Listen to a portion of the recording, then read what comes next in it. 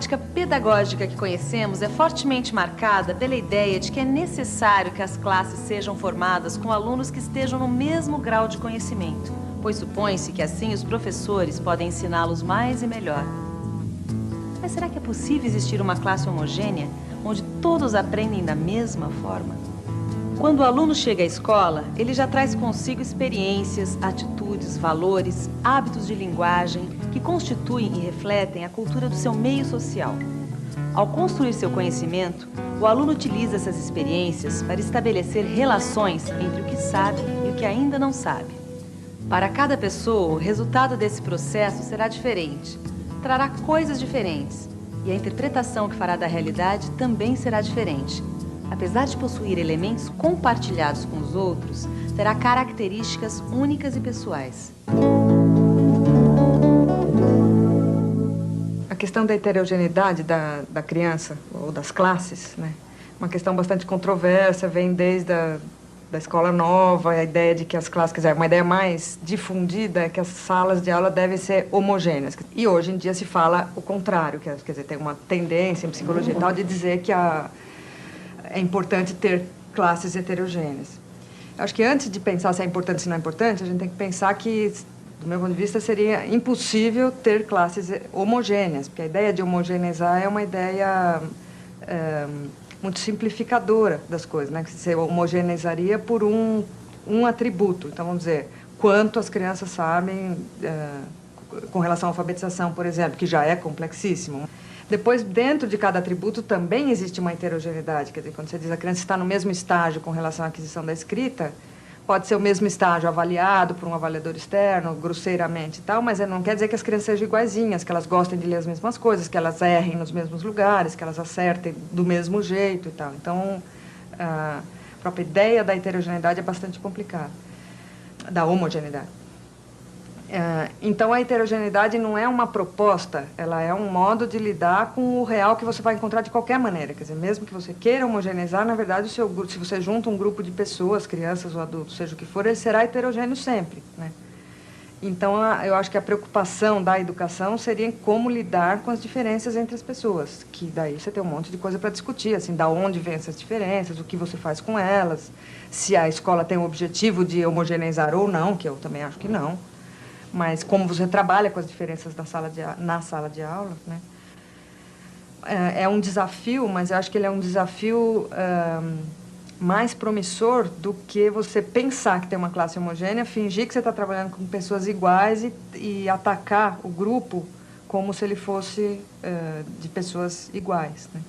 Então, o desafio, eu acho que hoje, é aceitar a ideia de que as pessoas são heterogêneas, trabalhar com grupos heterogêneos, daí resolver o como, né? Então, tem muita coisa que pode ser falada a respeito, assim, eu acho que tem, com relação à prática pedagógica, encontrar formas, daí eu nem vou me estender sobre isso, porque acho que é uma questão de escolhas na prática docente de alternativas metodológicas que podem ser muitas, né? Podem ser de parear crianças por maior similaridade ou por menor similaridade, trabalhar em grupo, trabalhar individual, fazer trabalho diversificado ou não, tentar propor tarefas que puxem as crianças todas para uma mesma para o mesmo desempenho numa determinada atividade, daí cada um entra como pode, como consegue e tal, e é interessante. Ou então, em algumas coisas que exijam uma precisão maior, uma concentração e tal, daí trabalhar com mais individualidade na proposta.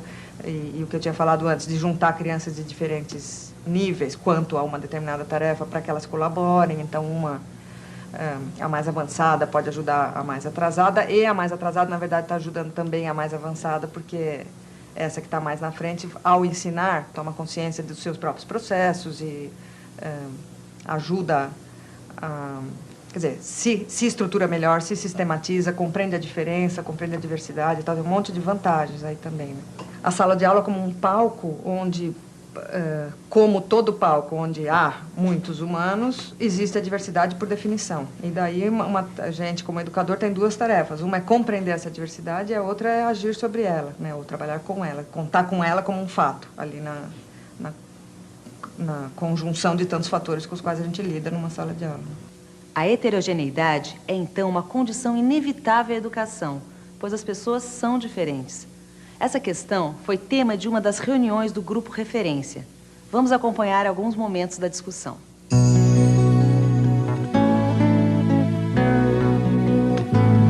Habitualmente se trata da heterogeneidade, das diferenças de competência das crianças dentro da sala como um problema, né? E eu acho que está na hora da gente olhar isso como um fato e analisar nesse fato quais são as coisas boas, as coisas difíceis e como lidar com elas. Porque há uma tradição na escola de considerar que as diferenças entre as crianças numa classe são necessariamente ruins. E hoje a gente tem uma visão de que não é assim. A gente tem essa coisa assim de querer que tudo seja igual porque fica mais fácil de trabalhar, né? Mas ninguém vai ficar igualzinho no final, mesmo que aprenda a ler e escrever todo mundo. Então, é uma igualdade estranha que a gente procura, porque elas vão ter uma característica, vão ter um aprendizado, vão ter uma bagagem diferente. Elas não vão sair escrevendo e lendo exatamente do mesmo jeito, nem com a mesma autonomia e nem com o mesmo poder de dirigir um texto do mesmo jeito, de ler uma coisa do mesmo jeito. Lógico que o trabalho de quem acha que o direito do outro ser diferente deve ser respeitado vai ser muito maior, né? Porque, por exemplo, eu vou me preocupar com quem já está escrevendo muito bem, com quem ainda está aprendendo, mas eu tenho que respeitar que todos estão num processo. É que essa ideia de classe homogênea, ela tem sua fonte na ideia de que aprender é ir botando para dentro coisas. Então, que o menino está vazio e você põe 2 pedacinhos, um tem 2 pedacinhos dentro, outro tem 12, outro tem 25, entendeu? E aí você pode dizer, esse só sabe 2 famílias silábicas, esse sabe 5, esse sabe mais. E aí você pode medir isso. Agora, quando você olha do ponto de vista do avanço que o próprio aprendiz tem que produzir com seu esforço de tentar entender o objeto de conhecimento, só aí já não dá, porque o jeito de uma criança entender nunca é igual ao da outra. Realizar um trabalho pedagógico que considere a heterogeneidade não é fácil. E certamente, no seu dia a dia, o professor precisa encontrar respostas para algumas questões. Como fazer para trabalhar com alunos que não sabem a mesma coisa? É possível atender todos os alunos da classe se cada um sabe coisas diferentes? É preciso planejar atividades diferentes para atender às necessidades dos alunos? Na sequência, vamos conhecer como alguns professores estão explorando os diferentes saberes dentro da sala de aula em favor de uma prática pedagógica que atenda às necessidades dos alunos. Iniciaremos com a professora Marlene, falando sobre sua classe de aceleração.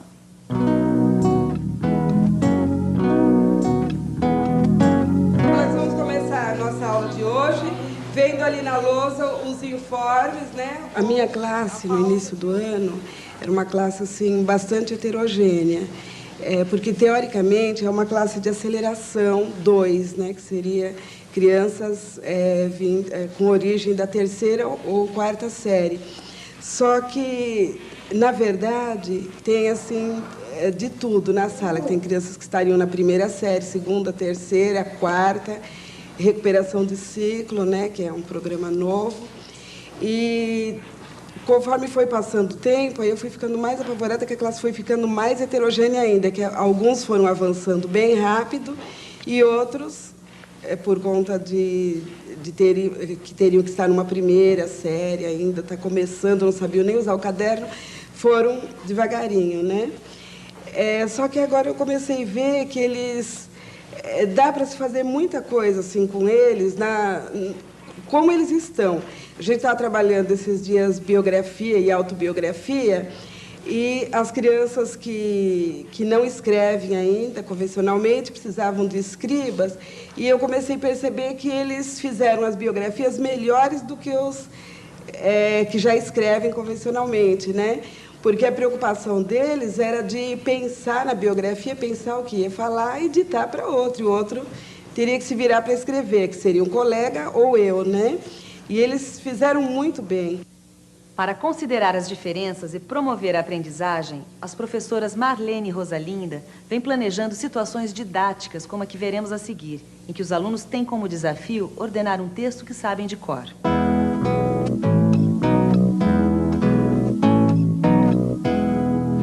Para os alunos com hipótese de escrita silábica, ela propôs ordenar os versos.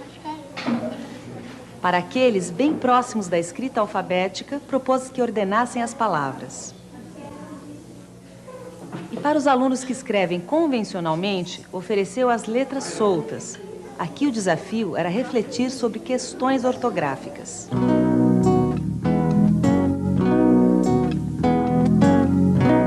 Eu tenho alunos que já estão lendo, alunos que já estão quase lendo e as crianças que ainda não leem.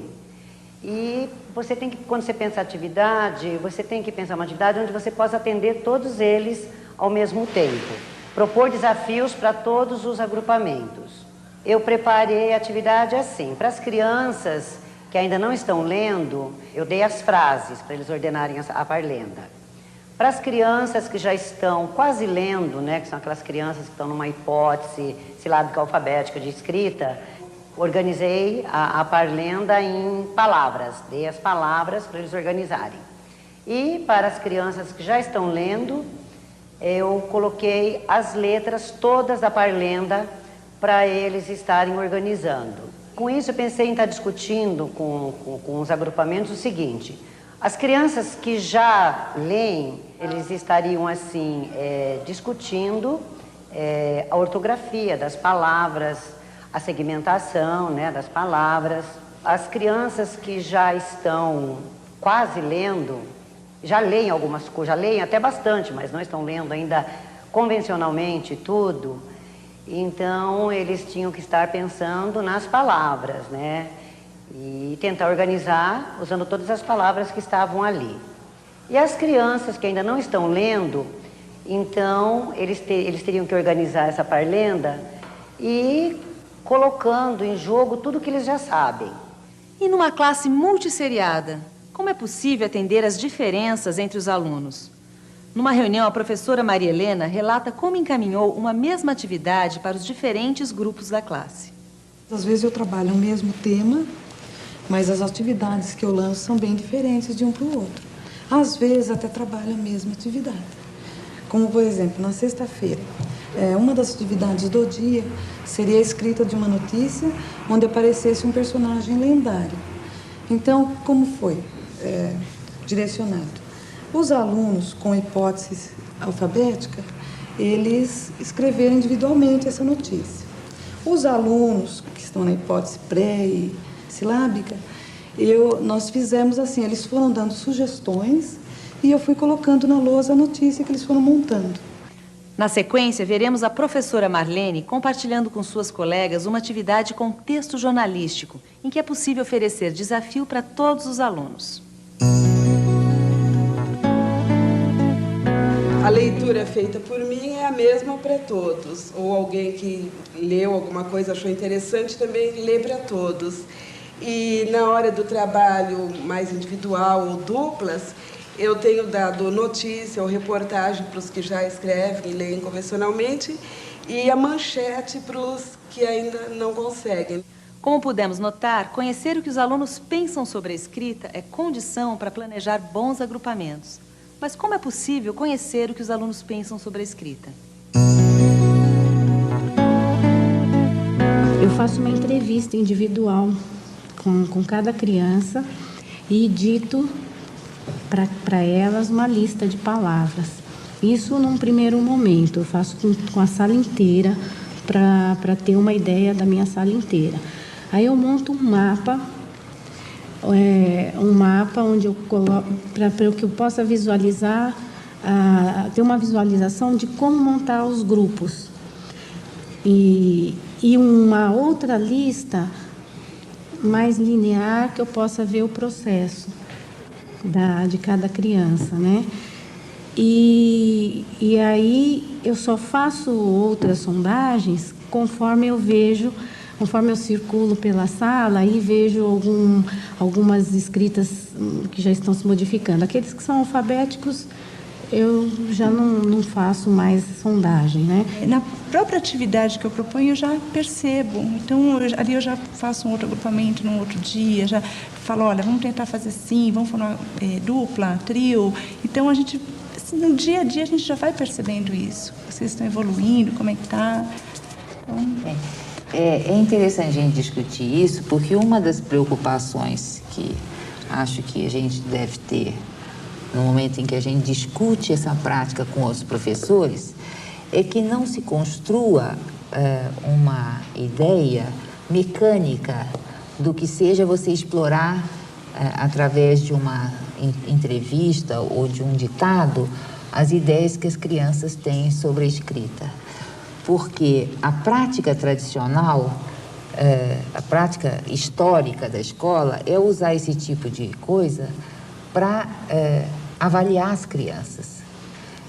E se você usa isso para avaliar as crianças, você congela elas nessa situação.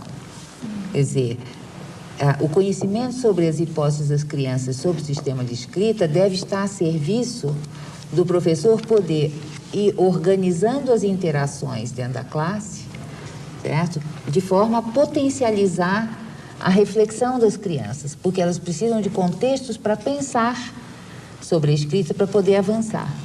Então, fora dessa função, não tem sentido você ficar avaliando as ideias das crianças o tempo todo. Qual é o papel de tentar compreender as ideias das crianças? Não é para juntar os iguais, não deve ser usado para criar classes homogêneas. Não é essa a ideia, não é essa a proposta. Muito